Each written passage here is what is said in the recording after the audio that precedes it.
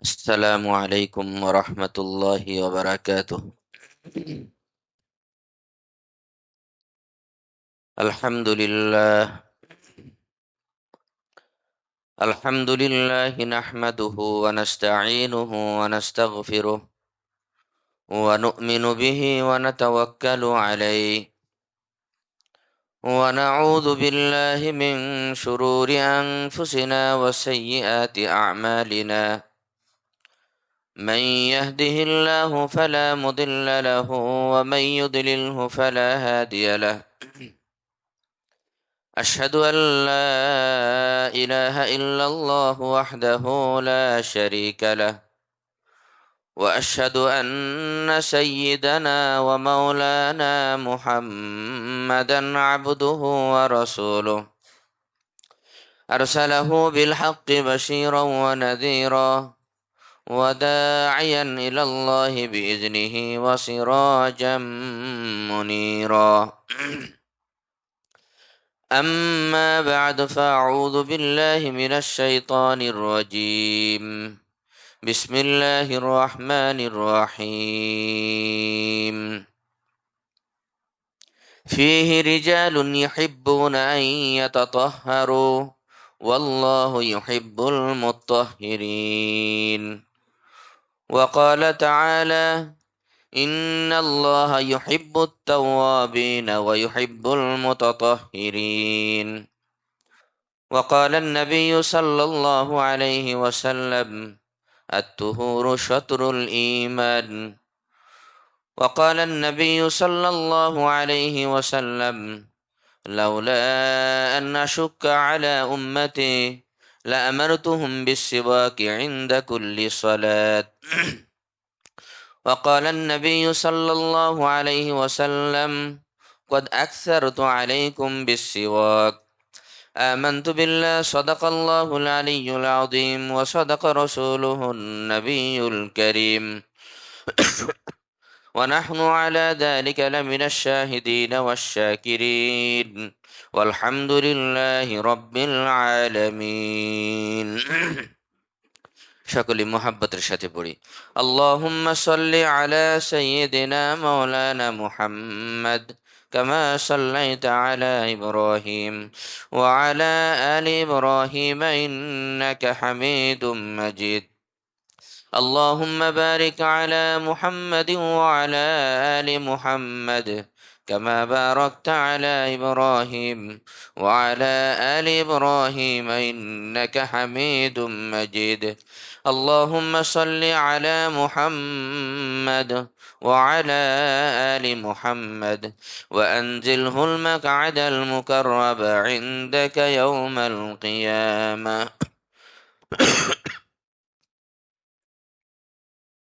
আলহামদুলিল্লাহ, আল্লাহ তাআলার বড় মেহেরবানি, যিনি আমাদের সুস্থ রেখেছেন, আল্লাহর ঘর মসজিদে আগে আগে আসার বসার তৌফিক দিয়েছেন। কালিমাতে শুকর আদায় করি, আলহামদুলিল্লাহ রব্বিল আলামিন। আমরা যখন মসজিদে আসি, মসজিদে আসা থেকে নিয়ে মসজিদ থেকে বের হওয়া পর্যন্ত দুনিয়াবি সমস্ত কথা থেকে বিরত থাকব। বুখারীর হাদিস শরীফের মধ্যে আসছে, জুমার দিনে কোনো ব্যক্তি যদি 6টি কাজ করে, তাহলে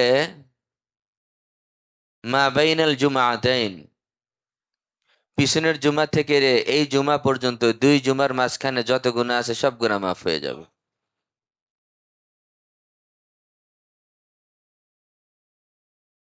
উত্তম রূপে গোসল করা পবিত্রতা অর্জন করবে, সকালে সকালে মসজিদে আসবে, খুব আগে আগে মসজিদে আসবে, যতদূর সম্ভব পায়ে হেঁটে আসবে। ওয়ালাম ইয়ারকাব ওয়া মাশা ওয়ালাম ইয়ারকাব, পায়ে হেঁটে আসবে, সেওয়ারি হয়ে না। সব জায়গায় কিন্তু আছে, অসুস্থ হলে তো তার জন্য কোনো কথা নাই। ফাস্তামা, মনোযোগ সহকারে খুতবা শুনবে, যতদূর সম্ভব ইমামের কাছাকাছি হয়ে বসবে। ওয়ালাম ইয়ালগু, মসজিদে আসা থেকে বের হওয়া পর্যন্ত কোনো ধরনের দুনিয়াবি কথা, লগ্ব কথা, অহেতুক কথা বলবে না। তাহলে এক জুমা থেকে আর এক জুমা পর্যন্ত যত গুনাহ আছে সব গুনাহ আল্লাহ রাব্বুল আলামিন মাফ করে দিবেন। আমরা অনেক সময় মসজিদে এসে কথা বলতে থাকি, পাশে আরেকজন মানুষ সালাত আদায় করছেন, এই ফিস ফিস আওয়াজেও তার কষ্ট হয়ে যায়। আসলে আমাদের তো ইমান এত গভীর না যে আমার পাশে কি ভূমিকম্প হয়ে যাচ্ছে না কি হয়ে যাচ্ছে আমি বুঝবই না। আসলে তো মুমিনের নামাজ এমনই হওয়ার কথা ছিল। হযরত আলী রাদিয়াল্লাহু তাআলা আনহুর যুদ্ধের ময়দানে যুদ্ধে ওনার শরীরে তীর ঢুকেছে। এখন তীরটা বের করতে তো কষ্ট হবে, দারুণ কষ্ট, গুলি বের করতে হবে। আলী রাদিয়াল্লাহু তাআলা আনহু বললেন, আমি নামাজে দাঁড়াবো, আমি যখন নামাজে দাঁড়াবো তখন তোমরা এটা টান দিয়ে বের করবা। কারণ যখন নামাজে দাঁড়াবো আমার দুনিয়ার কোনো হুঁশ থাকবে না। আমি যখন নামাজে দাঁড়াবো আমার দুনিয়ার কোনো খেয়াল থাকবে না, আমার কোনো হুঁশ থাকবে না। মেরাজুল মুমিনিন, আল্লাহর সাথে দিদার চলতে থাকবে, কি ঘটবে আমি বুঝতে পারবো না। তো তখন তোমরা এটা টান দিয়ে বের করো। সুবহানাল্লাহ। আমাদের নামাজের কি হালাত! আমাদের নামাজের তো খুব খারাপ অবস্থা। অনেক সময় আশপাশের ছোট্ট আওয়াজেও মনোযোগ নষ্ট হয়ে যায়। হাদিস শরীফের মধ্যে এ পর্যন্ত আছে, কেউ যদি মসজিদে এসে কথা বলে আর আমি যদি বলি, আপনি যদি বলেন ভাই চুপ করো, বুখারীর হাদিস দেখেন, ফাকাদ লাগাউতা, আল্লাহ নবী বলেন সেও একটা লগ্ব অহেতুক কাজ করলো। মানে যে আপনি যে চুপ করতে বললেন যে ভাই চুপ করো, এই চুপ আওয়াজ করে যে চুপ করতে বললেন এটাও একটা গুনাহ হয়ে গেল। এতটুকু আওয়াজ করা যাবে না। কি করতে হবে? ইশারা, ইশারা দিয়ে বলতে হবে। আমাকে এই কথাগুলো অনেকেই বলেন। গত এক দুই দিন আগে এক দুইজন তো খুব ধরছেন আমাকে, হুজুর এই বিষয়ে একটু বলেন, মসজিদে এসে দেখা যায় যে অনেক কোনাকানিতে কথা বলতে থাকে, আমাদের সমস্যা হয়। আমি বললাম যে ভাই আপনি তো বলতে পারেন, তাওয়াসি বিল হক এবং তাওয়াসি বিস সবর, এটা তো প্রত্যেক মুমিনের কাজ। সূরাতুল আসরের মধ্যে আল্লাহ রাব্বুল আলামিন কি বলেছেন? ওয়াল আসরি ইন্নাল ইনসানা লাফি খুসর। আল্লাহ রাব্বুল আলামিন সময়ের কসম, যুগের কসম করে বললেন সব মানুষ ক্ষতিগ্রস্তের মধ্যে, পৃথিবীর সব মানুষ ক্ষতিগ্রস্তের মধ্যে, ইল্লা, চার গুণের মানুষ ক্ষতিগ্রস্তের মধ্যে নয়। চার গুণের মানুষ কি? ইল্লাল্লাযীনা আমানু ওয়া আমিলুস সলিহাত ওয়া তাওয়াসাউ বিল হাক্কি ওয়া তাওয়াসাউ বিস সাবর। এই চার গুণের মানুষ ক্ষতিগ্রস্তের মধ্যে পড়বে না, আর বাকি সব মানুষ ক্ষতিগ্রস্তের মধ্যে আছে। চার গুণের মানুষ কি? ইল্লাল্লাযীনা আমানু ওয়া আমিলুস সলিহাত, যারা ঈমান আনয়ন করেছে, সৎকর্ম করে, ওয়া তাওয়াসাউ বিল হক ওয়া তাওয়াসাউ বিস সাবর, এবং আরেকজনকে, মুমিন একে অপরকে পরস্পরে তাওয়াসি বিল হক, ভালো কাজের নির্দেশ দেয়, উপদেশ দেয়, ওয়াসসাবর, ধৈর্যের উপদেশ দেয় একে অপরকে। এর মানে হলো একে অপরের জন্য মুমিন হিতাকাঙ্ক্ষী হবে, মুমিন একজন আরেকজনের জন্য আয়না হবে, মুহসিন হবে, হিতাকাঙ্ক্ষী হবে। মহাব্বতের সাথে সে তার ভুলগুলো ধরিয়ে দিবে। আমরা নিজেরা করি না, সবকিছু শুধু হুজুরকে দিয়ে বলাতে চাই, সবকিছু ইমামকে দিয়ে বলাতে চাই। আমি ওনাকে বলছি মাঠে দাঁড়ায় যে আপনি দোষী হইতে চান না, আপনি বলেন না কেন আপনার দোষী হবেন, তো হুজুরকে দোষী বানাবেন আপনি। এটা আপনার মন চাইলো যে আপনি হুজুরকে দোষী বানান, হুজুরকে দিয়ে বলেন কেন? এটা তো আপনারই দায়িত্ব ছিল, আপনার পাশে যে কথা বলছে আপনি বলেন। এমনও কথা আমার কাছে আসছে যে মসজিদে অনেকে আগে আসেন আলহামদুলিল্লাহ, আগে এসে জমির মিউটেশন নিয়ে আলোচনা করতে থাকে, খাজনা খারিজ নিয়ে কথা বলতে থাকে, পাশের মানুষের সালাত আদায় করতে সমস্যা হয়। তাহলে তো মসজিদে আগে এসে তো গুনাহ হয়ে গেল, লাভ তো হইলো না কিছু। আল্লাহ তাআলা আমাদের বুঝার তৌফিক দান করেন, আমাকেও আমল করার বুঝার তৌফিক দান করেন। বিগত জুমায় আমরা আলোচনা করছিলাম নবী সাল্লাল্লাহু আলাইহি ওয়াসাল্লামের একটি গুরুত্বপূর্ণ সুন্নাত মিসওয়াকের সুন্নাতের উপরে। মিসওয়াকের 70টি ফায়দা আছে বলেছিলাম, একটি ফায়দাই যথেষ্ট মিসওয়াকটাকে দাইমি সর্বসময় 5 ওয়াক্ত নামাজের আগে ওযুর সময় এটাকে মজবুত ভাবে মোহাব্বতের সাথে এই সুন্নাতের উপর আমল করার জন্য এই 70 ফজিলতের দরকার নাই, এক ফজিলতই যথেষ্ট। কি সেটা? আলাহা তাযকিরুশ শাহাদাতাইনি ইনদাল মাউত ওয়া আলাহা ইমাতাতুল আযা আনিল ফাম। 70 ফায়দার মধ্যে সর্বোচ্চ লাভটি হলো মৃত্যুর সময় কালেমা জারি হবে জবানে। এই এক ফজিলতই যথেষ্ট। মুখ থেকে দুর্গন্ধ দূর হবে। ওয়া মারযাতুন লির-রব, রব্বে কারীমের মওলাই কারীমের সন্তুষ্টি অর্জন হয় মিসওয়াকের মাধ্যমে। এ দুনিয়া যার যেভাবে যাক, শেষ বিদায়টা যদি কালেমার সাথে সুন্দরভাবে হয়, নিঃসন্দেহে আপনি ফয়সালা করতে পারেন হাদিসের আলোকে, নিঃসন্দেহে আপনি ধরে নিতে পারেন এই লোকটি আখিরাতের সব রাস্তা তার জন্য সহজ, জান্নাতি মানুষ। এজন্য তো আমি তো বলি ভাই যে আমরা একে অপরের কাছে সুস্থতার দোয়া চাই, পেরেশানি মুক্তের দোয়া চাই, এই দোয়া চাই সেই দোয়া চাই। এইগুলা নিয়ামত, দোয়া চাইতে সমস্যা নাই, কিন্তু এই নিয়ামত আজকে পাইলাম কালও শেষ হয়ে যেতে পারে। সুস্থতার নিয়ামত আজকে পেলাম কাল আমি দুনিয়া থেকে চলে যেতে পারি। পেরেশানির নিয়ামত আজকে আমি এর শেষ হলো পেরেশানি, কালও দুনিয়া থেকে চলে যেতে পারি।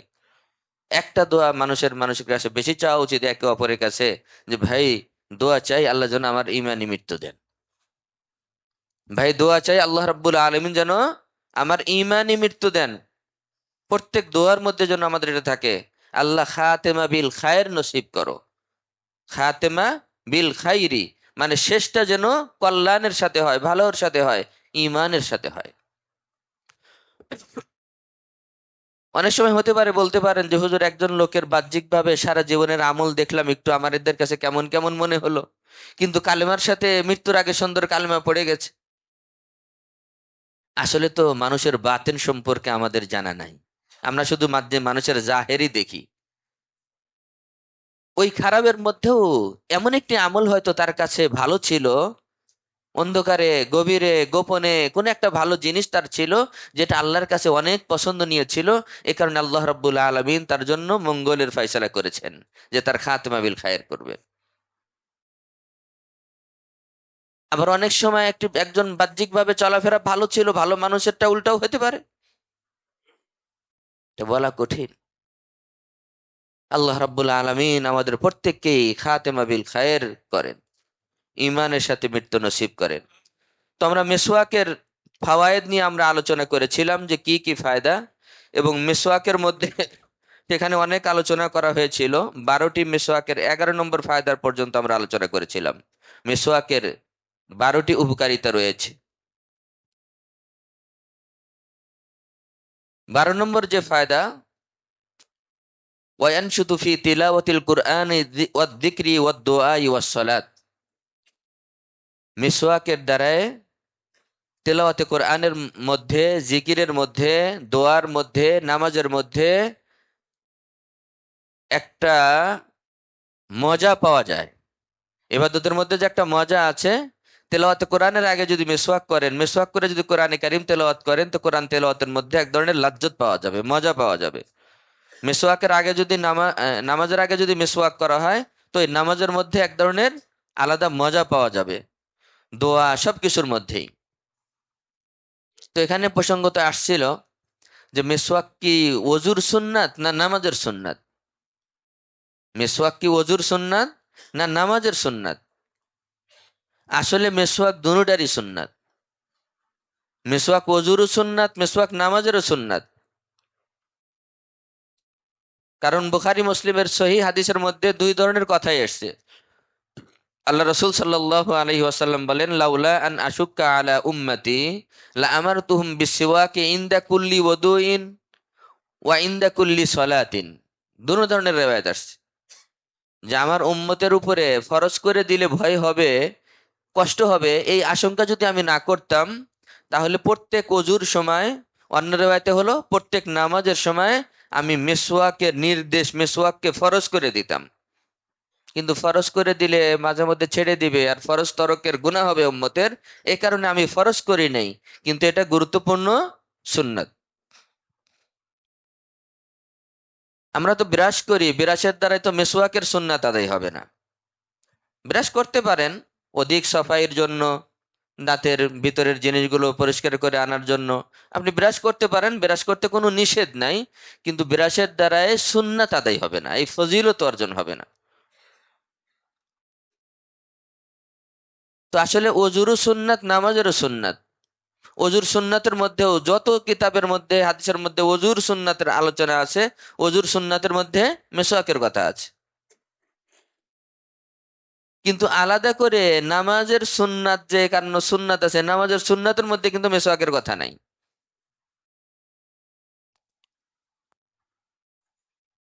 কিন্তু নামাজের আগে যদি নতুন ওযু না করে, ওই নামাজের আগে আলাদা মেসওয়াক করে কুলি করে আসবে।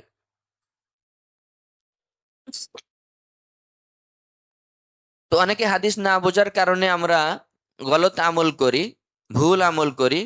যে আল্লাহ রসুল সাল্লাল্লাহু আলাইহি ওয়াসাল্লাম বলেছেন ইনদা কুল্লি সলাতিন, প্রত্যেক নামাজের সময় মেসওয়াক করতে। এ কারণে অনেকে নামাজে দাঁড়িয়ে কাতারের মধ্যে আমরা মেসওয়াক করি। এটা যেমন দৃষ্টিকটু, সাথে সাথে এখানে অনেক ধরনের ফাসাদ, খারাপি চলে আসতে পারে, বেলাট আসতে পারে, দুর্গন্ধ হবে, আশপাশের মানুষ কষ্ট পাবে, অনেক কিছু। অনেক সময় কোরআন এবং সুন্নাহর নস, শব্দ, এটা বুঝার ভুলে, না বুঝার কারণে আমাদের এটা হয়। যেমন আমি কোরআনে কারিমের একটি আয়াত ওই দিন বলেছিলাম, সূরাতুল মায়েদার 6 নম্বর আয়াত, 6 পারা সূরাতুল মায়েদার 6 নম্বর আয়াত। আল্লাহ রাব্বুল আলামিন কি বলেছেন এই আয়াতের মধ্যে? ইয়া আইয়ুহাল্লাযীনা আমানু ইযা কুমতুম ইলাস সালাতি ফাগসিলু ওয়ুজুহাকুম ওয়া আইদিয়াকুম ইলাল মারাফিক ওয়ামসাহু বিরুউসিকুম ওয়া আরজুলাকুম ইলাল কাবাইন। আল্লাহ রাব্বুল আলামিন কি বলেন? সরল অনুবাদ, আপনারা অনুবাদ দেখবেন। সূরাতুল মায়েদার 6 নম্বর আয়াত, 6 পারায় আল্লাহ রাব্বুল আলামিন বলেন, ইয়া আইয়ুহাল্লাযীনা আমানু ইযা কুমতুম ইলাস সালাহ, হে ইমানদাররা, যখন তোমরা নামাজে দাঁড়াবে, যখন তোমরা নামাজে দাঁড়াবে তখন তোমরা কি করো? অজু করো। ফাগসিলু ওয়ুজুহাকুম, মুখমণ্ডল ধৌত করো। ওয়ামসাহু বিরুউসিকুম ওয়া আইদিয়াকুম ইলাল মারাফিক, দুই হাত কুনুসহ ধৌত করো। 3 নম্বর হলো ওয়ামসাহু বিরুউসিকুম, তোমরা তোমাদের মাথা মাসে করো। ও আরজুলাকুম ইলাল কাবাইন, দুটি পা টাকনু সহ ধৌত করো। কোরআনে কারিমের সুস্পষ্টভাবে এই আয়াত থেকে অজুর ফরজ কয়টি? 4টি। 4টি অজুর যে 4টি ফরজ এই আয়াত থেকে প্রমাণিত হলো। তো আমরা প্রথমে আসি, আল্লাহ রাব্বুল আলামিন কি বললেন? ইদা কুমতুম ইলাস সালাত, যখন তোমরা নামাজে দাঁড়াবে তখন অজু করো, মানে 4টা কাজ করো, মানে অজু করো। তাহলে নামাজে দাঁড়িয়ে কি আমরা অজু করব? না, অজু করে নামাজে আসব, অজু করে নামাজে আসব। আল্লাহ রসুল সাল্লাল্লাহু আলাইহি ওয়াসাল্লাম বলেছেন ইনদা কুল্লি সলাতিন, প্রত্যেক নামাজের সময় তোমরা মেসওয়াক করো। এটার অর্থ এটা না যে নামাজের কাতারে দাঁড়িয়ে আমি মেসওয়াক করব। মানে নামাজের যখন ওয়াক্ত হয়, তুমি যখন অজু করবে মেসওয়াক করে আসবে। আর যদি অজু আছে, অজু আমি করব না, তাহলে একটু মেসওয়াক করে কুলি করে নামাজে আসবে। কুরআনুল কারীম তাফসির করা, বুঝা, এটা তো এত সহজ না। কোরআনে কারীমের মধ্যে আল্লাহ রাব্বুল আলামিন বিভিন্ন ভাবে অনেক জিনিস বর্ণনা করেছেন। যেমন আল্লাহ রাব্বুল আলামিন যখন আদম আলাইহিস সালাতু ওয়াস সালাম এবং হাওয়া আলাইহিস সালাম, তাদেরকে যখন নির্দেশ দিলেন যে এই গাছের ফল খাওয়া যাবে না, এই গাছের, সুনির্দিষ্ট একটা গাছ জান্নাতের মধ্যে, যে গাছের ফল খাওয়া যাবে না, অনেকে গন্ধম বলে, এই বলে, তো এই গাছের ফল খাওয়া যাবে না। কিন্তু আল্লাহ রাব্বুল আলামিন সরাসরি কোরআনে কারিমের মধ্যে কিন্তু ওইভাবে বলেননি যে এই গাছের ফল খেয়েও না। আল্লাহ রাব্বুল আলামিন কি বলেছেন দেখেন, ওয়ালা তাকরাবা হাযিহিশ শাজারাহ ওয়ালা তাকরাবা হাযিহিশ শাজারাহ ফাতাকুনা মিনাজ জালিমিন। তাসনিয়া,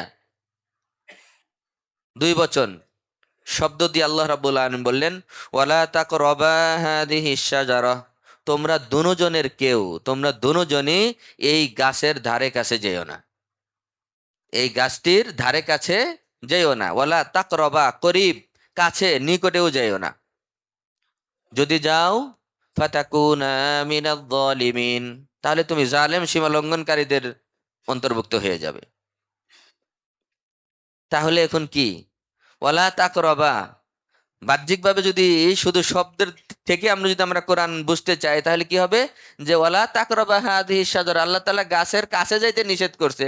আর একজনকে দিয়ে ফল পাড়ায় নিয়ে এসে যদি আমি খাই, কি সমস্যা? বুঝেন না?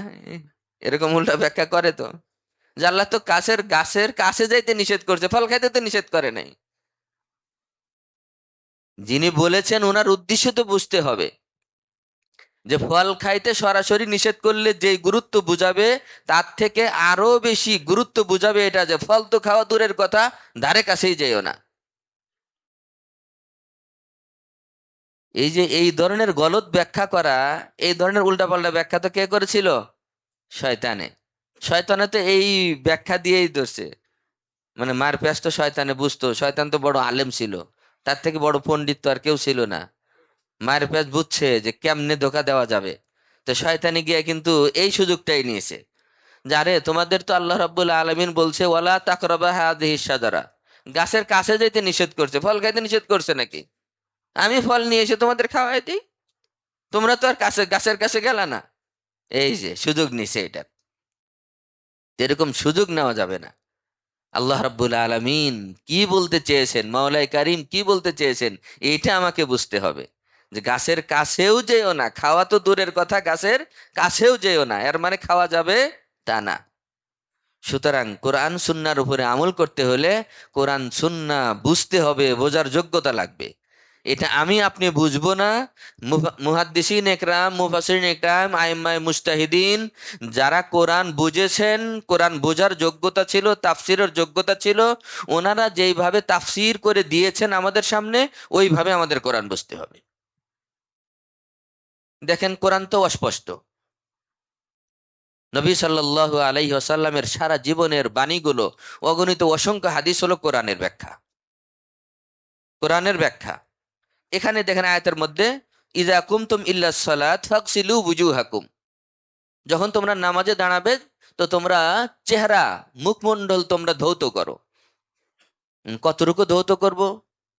নাই তো কোরআনে কোথাও। তাহলে কোরআনের এই আয়াতের উপর আমাকে আমল করতে হলে আমাকে হাদিসের শরণাপন্ন হতে হবে। হাদিস থেকে আমার এটার ব্যাখ্যা নিতে হবে, যে কতটুকু ধুইতে হবে। চুলের গোড়ালি, কপালের দিকে যেখান থেকে চুল গজায়, এটার গোড়া থেকে নিয়ে শুরু করে টুতির নিচ পর্যন্ত, এই যে এক কানের লতি থেকে আরেক কানের লতি পর্যন্ত পুরো জায়গাটুকু যে ধুইতে হবে, এই যে চেহারার যে সীমার বিবরণ, এটা কে দিয়েছে? আল্লাহ রাসূল সাল্লাল্লাহু আলাইহি ওয়াসাল্লাম হাদিসের মাধ্যমে দিয়েছেন। এটা আমরা বুঝতে পেরেছি। তো হাদিস ছাড়া তো কোরআন বোঝা যাবে না। অনেকেই তো বলে এখন আহলে কোরআন এক দল বের হয়েছে, আহলে কোরআন, কোরআনওয়ালা, হাদিস দরকার নাই, হাদিস তো অনেক পরে আসছে, এটার মধ্যে সত্য মিথ্যা কি আসছে না আসছে তারা বলে যে হাদিস তো অনেক পরে সংরক্ষিত হয়েছে, তো হাদিস মানা দরকার নাই, হাদিস মানা যাবে না, কোরআনই আমাদের জন্য যথেষ্ট। আসলে তো উদ্দেশ্য খারাপ। কথা তো সুন্দর, আহলে কোরআন, কোরআনওয়ালা, আহলে হাদিস, হাদিসওয়ালা, আসলে তো কিছুই না। নামগুলো অনেক সুন্দর, সৎ মা, দুনিয়ার অসৎ, দুনিয়ার অসৎ, এর নাম দিছে সৎ মা। আর আসল মাটার শুরুতে কোনো কিছুই নাই, শুধু মা। বুঝেন নাই? আসল মার শুরুতে কিছুই নাই, শুধু মা। আর যে অসৎ তার শুরুতে দিছে হলো সৎ মা, দোষ ঢাকার জন্য। কি দোষ ঢাকার জন্য এটা শুরুতে লাগে। কি বলছিলাম? ও, আহলে কোরআন, আহলে হাদিস। তা আহলে কোরআন নামটা তো সুন্দর, যে কোরআন ওয়ালা, কোরআন নিয়ে থাকে। কিন্তু উদ্দেশ্য তো খারাপ। তারা হাদিসকে বর্জন করতে চায়, হাদিস অস্বীকার করে তারা, যে হাদিস লাগবে না। আচ্ছা, হাদিস ছাড়া আপনি নামাজ পড়তে পারবেন? আমি নামাজ পড়তে পারবো? ফজরের নামাজ 2 রাকাত কোন হাদিসে আছে? কোন কোরআনে আছে? কোন আয়াতে আছে? মাগরিবের নামাজ 3 রাকাত কোরআনে কারিমের কোন সূরায় কোন আয়াতে আছে? এই যে সময়ের বিবরণগুলো বিস্তারিত ভাবে কোথায় আসছে? সব তো হাদিসের মধ্যে আসছে। তো হাদিস ছাড়া কোরআন মানা কোনোভাবেই সম্ভব না। চেহারার বিবরণ, ওয়াইদিয়াকুম ইলাল মারাফিক, 2 হাত কোন পর্যন্ত। এখন এই যে কোন পর্যন্ত বলা হয়েছে, পর্যন্ত নিয়েও এটা নিয়েও ঝগড়া আছে তাফসীরের মধ্যে, যে পর্যন্ত মানে কি? পর্যন্ত তো 2টা জিনিস বোঝে, একটা হলো ওটা বাদ দিয়ে পর্যন্ত, সহ পর্যন্ত, বলে না 4 নম্বর গেট পর্যন্ত। 4 নম্বর গেট পর্যন্ত মানে কি? এটা কি সহ না বাদ দিয়ে? মানে এটা নিয়েও কথা। তো হাদিস এবং ফুকাহা একরামের আকওয়াল, আইম্মায়ে মুস্তাহিদিনদের যে আকওয়াল, ইজমা, কিয়াস, ফিকহ শাস্ত্র, এটা যদি আমরা না মানি, কোরআন সুন্নাহর উপরে আমল করা কখনোই সম্ভব না। তো হাদিসের মধ্যে বলা হয়েছে, ফিকহের মধ্যে বলা হয়েছে ইলাল মারাফিক মানে কোন পর্যন্ত, মানে কোন সহ, কোন সহ। ওয়ামসাহু বিরুউসিকুম, তোমরা তোমাদের মাথা মাসে করো। এখন আমি মাথা কতটুকু মাসে করব? নাই, কোরআনের মধ্যে নাই পরিষ্কার কিছু। হাদিস থেকে বলা হয়েছে মেকদারে নাসিয়া, নাসিয়া পরিমাণ। মুগীরাতে শুবা রাদিয়াল্লাহু তাআলা থেকে হাদিস বর্ণিত আছে, সহিহ হাদিস, যে মেকদারে নাসিয়া পরিমাণ মাসে করা হলো ফরজ, আর পুরা মাথা মাসে করা হলো সুন্নাত। নাসিয়া মানে হলো মাথার 4 ভাগের 1 ভাগ, মাথার 4 ভাগের 1 ভাগ, এবং সেটা অগ্রভাগ। মাথার 4 ভাগের 1 ভাগ এবং সেটি অগ্রভাগ। এই এক অংশ, 1/4 পর্যন্ত মাসে করা ফরজ। এতটুক কমপক্ষে মাসে করতেই হবে, না হলে তার ওযু হবে না। আর পূর্ণ মাথা মাসে করা সুন্নাত। ওয়া আরজুলাকুম ইলাল কাবাইন, 2 পা টাকনু সহ ধৌত করো। ওয়া ইন কুনতুম জুনুবান ফাত্তাহহারু, আল্লাহ রাব্বুল আলামিন বলেন ওয়া ইন কুনতুম জুনুবা, আর তোমরা যদি জুনুবি হও, গোসল ফরজ হয়, তোমাদের ফরজ হয়ে থাকে, তাহলে ফাত্তাহহারু, তাহলে তোমরা ভালোভাবে মুবালাগা করে ভালোভাবে তোমরা গোসল করবে। ওয়া ইন কুনতুম মারদা আও আলা সাফারিন, আর তোমরা যদি অসুস্থ থাকো, পানি ব্যবহার করতে পারবা না, আও আলা সাফারিন, আর যদি তোমরা সফরে থাকো, আও জা আহাদুম মিনকুম মিনাল গায়েত, অথবা তোমরা কেউ ওয়াশরুম সেরে আসছো, আউলা মাসতুমুন নিসা, অথবা স্ত্রী সহবাস করেছো, ফালাম তাজিদু মাআন, তোমরা পানি পাচ্ছ না, তাহলে কি করবা? ফাতায়াম্মামু সাঈদান তাইয়্যিবা, তাহলে তোমরা পবিত্র মাটি দিয়ে তায়াম্মুম করে নাও। সুবহানাল্লাহ। আল্লাহ রাব্বুল আলামিন কত সহজ করে দিলেন। যে পানির কথা তো আগে বললাম, যে পানি দিয়ে উজু করতে হবে। মুখ ধুতে, ধোয়া তো মানে কি? ধোয়া তো কি দিয়ে হয়? পানি দিয়েই হয়। এখন তোমরা যদি এই ধরনের অবস্থায় থাকো, অসুস্থ, সফরে আছো, পানির ব্যবস্থা নাই, ইত্যাদি ইত্যাদি, তা পানি যদি না পাও, তাহলে পবিত্র মাটিতে তুমি কি করো? তায়াম্মুম করে নাও। আল্লাহ তাআলা কত সহজ করে দিলেন। অনেক জিনিস বাহ্যিকভাবে আমাদের কাছে অকল্যাণকর মনে হয়, কিন্তু এটার মধ্যে আল্লাহ রাব্বুল আলামিন অনেক, অগণিত অনেক কল্যাণ রাখেন, যেটা আমরা পরে বুঝি, ওই সময় বুঝি না। যেটা আমরা পরে বুঝি, ওই সময় বুঝি না। মনে করেন যে আপনি একটি চাকরিতে ছিলেন, হঠাৎ করে চাকরিটা চলে গেল। বাহ্যিকভাবে তো অকল্যাণকর, কষ্ট হবে, খারাপ লাগবে। কিন্তু আল্লাহ রাব্বুল আলামিন আপনার মঙ্গল চাচ্ছেন, যে এর থেকে একটা ভালো জব আপনাকে দিবেন। এখন দিতে হলে তো ওটা ছাড়াইতে হবে। অথবা আপনি একটি হারাম উপার্জনের মধ্যে ছিলেন, না যায় চাকরির মধ্যে ছিলেন, সুদি কারবারের মধ্যে ছিলেন, বাহ্যিকভাবে প্যাঁচ লাগছে, লেগে চাকরিটা চলে গেল। বাহ্যিকভাবে তো অকল্যাণ মনে হচ্ছে, কিন্তু পরবর্তী আল্লাহ রাব্বুল আলামিন যদি আল্লাহর উপরে ওই আস্থা বিশ্বাসটা আমরা রাখতে পারি, আল্লাহ রাব্বুল আলামিন আরো সুন্দর জায়েজ হালাল কর্ম আল্লাহ তাআলা তার সামনে দিয়ে দিবেন।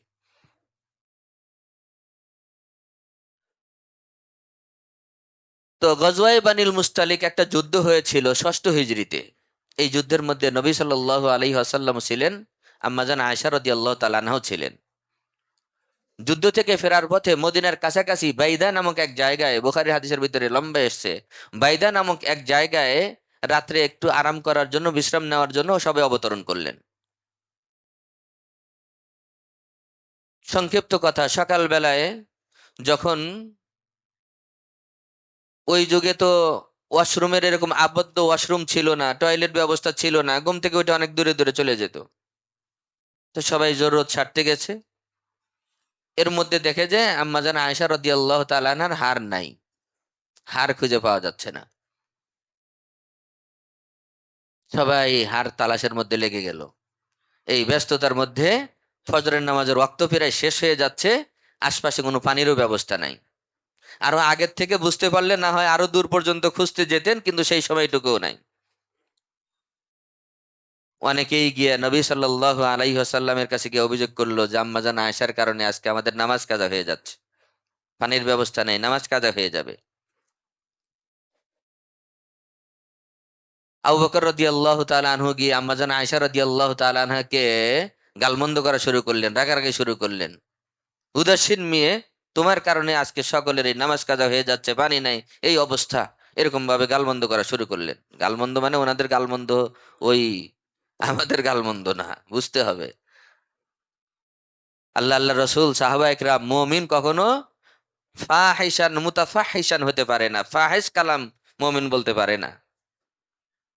মুমিন কখনো ফাহিশা কালাম জবানে উচ্চারণ করতে পারে না। তো ওইভাবেই বলছেন যে তোমার উদাসীনতার কারণে, গাফলতের কারণে আজকে এই অবস্থা। সাথে সাথে আল্লাহ রাব্বুল আলামিন জিবরিলকে পাঠাইলেন, পাঠায় এই যে তায়াম্মুমের এই আয়াতটি তখন নাজেল হলো। এর আগ পর্যন্ত শরীয়তের মধ্যে তায়াম্মুমের বিধান ছিল না। তখন একজন উসাইদ ইবনে হুজাইর রাদিয়াল্লাহু তাআলা আনহু, উনি দৌড়ে এসে বললেন, ইয়া রাসূলুল্লাহ, আমরা দেখেছি আলে আবি বকরের এটা বরকত, যখনই কোনো পেরেশানির সম্মুখীন হয়েছে সাথে সাথে আল্লাহ রাব্বুল আলামিন সুন্দর কোনো না কোনো এই উসিলায় আমরা একটা বিধান পেয়েছি।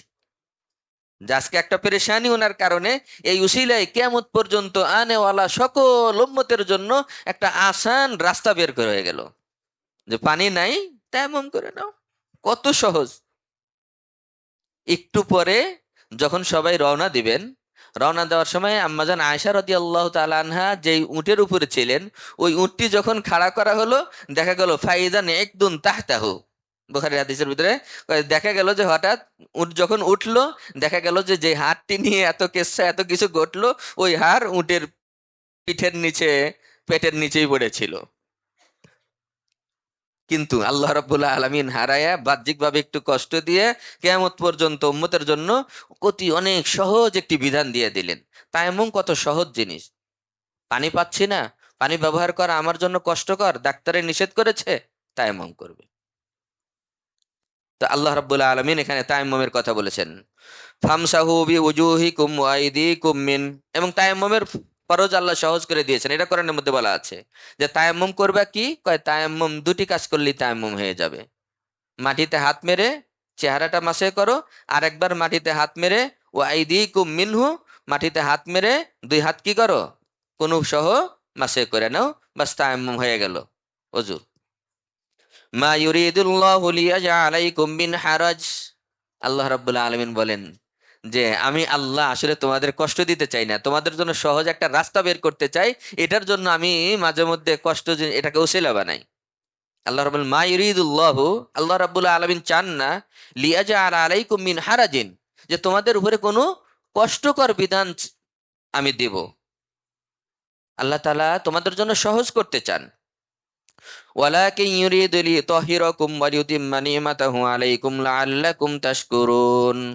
আল্লাহ রাব্বুল আলামিন বলেন, আমি আল্লাহ চাই তোমরা পবিত্রতা অর্জন করো, পবিত্র থাকো। ওয়া লিউতিম্মা নি'মাতাহু আলাইকুম, আমার নিয়ামত রাজিকে যেগুলো বাকি আছে বিভিন্ন ওসিলায়, তায়াম্মুম আমার বড় একটি নিয়ামত, অন্যান্য উম্মতের জন্য এটা ছিল না।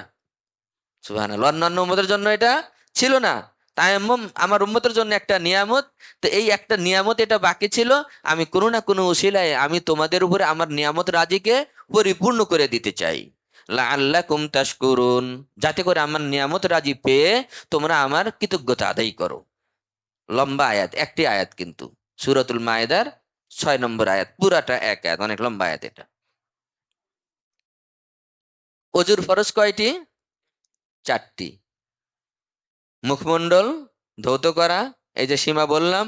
2 হাত কোনু সহ মাথার 4/1 ভাগ, প্রথম এই অগ্রভাগের দিকে 4/1 ভাগ মাসে করা কমপক্ষে ফরজ এটা। আর 2 পা টাকনু সহ ধোয়া। এটা হলো এই 4টি অজুর ফরজ। তায়াম্মুমের ফরজ কয়টি? 3টি। তায়াম্মুমের ফরজ হলো 3টি। আমাদের জানা উচিত ইসলামের মৌলিক মৌলিক জিনিসগুলো অনেক, আমরা অনেক সময় অনেক গভীরের জিনিস জানি, কিন্তু সরল সোজা যেটা আমার জন্য সবসময় লাগবে, সফরে লাগে, বাড়িতেও লাগে, সবার জন্য লাগে, মাঝে মধ্যেই লাগে, আমরা এই জিনিসগুলো জানি না। আর দেখবেন এগুলো নিয়েও প্রশ্ন করতে আসে না যে হুজুর তায়াম্মুম কিভাবে করতে হয়, তায়াম্মুমের ফরজটা কয়টি একটু জানতে চাই। এই সহজ সহজ যেটা সর্বসময় আমাদের লাগে, এগুলো নিয়ে প্রশ্ন না করে ফেরাউনের দাদির নাম কি ছিল হুজুর, মানে জটিল জটিল প্রশ্নের মধ্যে আমরা থাকি। কিন্তু যেটা আমার জন্য সব সময় দরকার, এই সমস্ত প্রশ্নগুলো কেউ করি না। কেউ তো আমার কাছে কোনোদিন বললো না যে হুজুর তায়াম্মুম কিভাবে করতে হয় একটু শেখা দরকার তো। কারণ সফরে যান, হজে যান, উমরায় যান, ভ্রমণে যান, অনেক সময় তো পানির সমস্যা হয়, প্লেনে অজু করা যায় না। তায়াম্মুমের ফরজ হলো 3টি। তায়াম্মুমের ফরজ কয়টি? 3টি। নিয়ত করা, প্রথম ফরজ হলো নিয়ত করা। অজুর মধ্যে নিয়ত করা সুন্নাত, অজুর মধ্যে নিয়ত করা সুন্নাত। আর তায়াম্মুমের মধ্যে নিয়ত করা হলো ফরজ। আর তায়াম্মুমের দ্বিতীয় ফরজ হলো পবিত্র মাটিতে, এই ওয়ালেও হবে, মাটি এবং মাটির দ্বারাই তৈরি জিনিস। মাটি এবং কি, আরো সহজভাবে জেনে নেন, মাটি এবং মাটির দ্বারাই তৈরি বস্তু। এটা ইট হতে পারে, এই ওয়াল হতে পারে। ধুলাবালি যে হাতে লাগতে হবে, একেবারে চেহারা মানে বিড়ালের মতো হয়ে যেতে হবে, বিষয়টা এমন না যে ধুলাবালি লাগতেই হবে চেহারায়। মাটিতে হাত মারবেন, বরং হাদিস শরীফের মধ্যে আছে সুম্মা নাফাখা, মাটিতে হাত মেরে হাতে একটু ফু দিবে, অথবা 2 হাতে এইভাবে ঝাড়বে, যাতে করে চেহারায় ধুলাবালি না লাগে। আল্লাহ তাআলা চেহারায় ধুলাবালি দিয়ে চেহারা নষ্ট করতে বলেন না। তো প্রথমে পবিত্র মাটিতে এইভাবে 2 হাত মারবে, মেরে চেহারা পুরাটা যেখানে যেখানে পানি পৌঁছাইতে হতো ওইটুকের উপরে হাত ঘুরে নিলেই হয়ে যাবে। তায়াম্মুমের দ্বিতীয় ফরজ হয়ে গেল। তায়াম্মুমের তৃতীয় ফরজ হলো আবারও মাটিতে হাত মেরে 2 হাত কোনু সহ সব জায়গায় যেন হাতটা পৌঁছে, এইভাবে করে নিলে হয়ে গেল। কত সহজ জিনিস তায়াম্মুম করতে।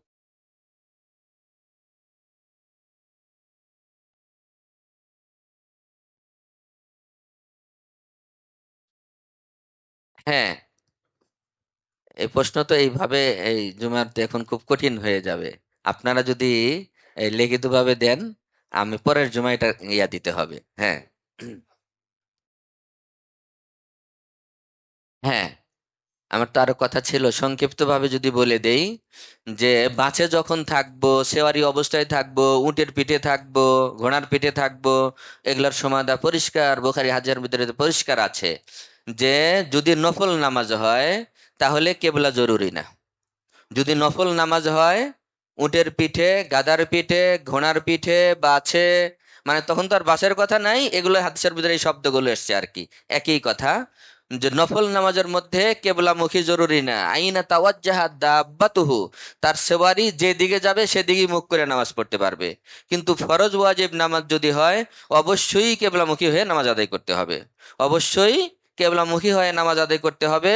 ফাসাম্মা ওয়াজহুল্লাহ, আল্লাহর চেহারা, মানে আল্লাহর দিকে, বাইতুল্লাহর দিকে মুখ করেই আমাদের নামাজ আদায় করতে হবে, যেখানেই আমরা থাকি না কেন। ফরজ ওয়াজিব সুন্নাত নামাজের মধ্যে আমাদের এটা ইহতিমাম করতে হবে। এখন আমরা রুকু করতে পারি না, সেজদা করতে পারি না, এই রুকু সেজদা আমরা করতে পারি না, যে অবস্থায় যতটুকু পারি ওই অবস্থায় আদায় করব। আর যদি আমি প্রকৃত পক্ষে যেইভাবে নামাজ হওয়া উচিত ওইভাবে রুকু করে সেজদা করে আদায় করতে যদি না পারি, তাহলে এই নামাজ ঘরে আসার পরে আবারও এই নামাজটি আদায় করে নিতে হবে। তাহলে প্রশ্ন হতে পারে যে তাহলে ওই সময় আমি কেন পড়লাম? আবার যদি ঘরে এসে পড়তে হয় এই নামাজটি, যেটা আমি রুকু করতে পারি নাই শিখবতে জমিনে, সেজদা করতে পারি নাই বাসের সিটে আমি পড়েছি, তো এটা কেন করব? কাজার গুনাহ থেকে বাঁচার জন্য ওই মুহূর্তে, এটাই শরীয়তের বিধান যে যখন যেই হালাতে থাকো এই হালাতে আদায় করে নাও, যেই অবস্থায় থাকো এই অবস্থায় আদায় করে নাও। তাহলে আমাদের কাজার যে একটা গুনাহ, কাজার গুনাহ হবে না। শিট ভাই কি বলছিলেন একটা?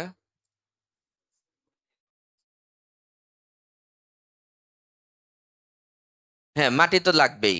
মাটি অথবা মাটির দ্বারাই তৈরি জিনিস লাগবে। তা পানিও নাই, মাটিও নাই, যে কোনো একটা লাগবে। এখন মাসলা এটাও আছে, বুখারীর মধ্যে হাদিস আসছে, ফাকিদুত তুহরাইন বলা হয় এটাকে। মানে যার কাছে মাটিও নাই, পানিও নাই, মাটিও নাই, পানিও নাই, এমন মানুষ কি করবে? তার সম্পর্কে ফুকাহা একরামের পাঁচটি মত আছে। ফুকাহা একরামের পাঁচটি মত আছে। অনেকে বলছেন যে ওই সময় আর নামাজ পড়বে না, লা ইসল্লি ইয়াকদি, নামাজ পড়বে না ওই সময়, পরে কাজা করে নিবে। অনেকে বলে যে ওই অবস্থাতেই পড়ে নিবে, যেমনি আছে এমনি পড়ে নিবে, পরে কাজা করবে। কিন্তু নির্ভরযোগ্য মত যেটা, সেটা হলো ইয়াতাসাব্বাহু বিল মুসল্লি, ওই সময় নামাজ পড়বে না, নামাজের ভান ধরে নামাজের ওয়াক্তের প্রতি সম্মান প্রদর্শন স্বরূপ ওইভাবেই কিছুক্ষণ নামাজের হালাতে বসে থাকবে, এটা নামাজের ওয়াক্তের প্রতি সম্মান প্রদর্শন, আর পরবর্তী নামাজটি কাজা করে নেবে। আরো অনেক আলোচনা ছিল, সময় নাই। আল্লাহ রাব্বুল আলামিন আমাদেরকে বুঝার আমল করার তৌফিক দান করেন। এই যে মৌলিক জিনিস, ছোট ছোট জিনিস, এগুলো আমরা গুরুত্ব দিই, এগুলো আমাদের দৈনন্দিন লাগে, সব সময় লাগে, এগুলো আমরা চর্চা করি, এগুলো আমরা জানি। আল্লাহ রাব্বুল আলামিন আমাদের মাসাইল মোতাবেক জীবনের আমলগুলো করার তৌফিক দান করেন। ওয়া আখিরু দাওয়ানা আনিল হামদুলিল্লাহি রাব্বিল আলামিন। 4 রাকাত সুন্নাত মুআক্কাদা পড়ে নিই।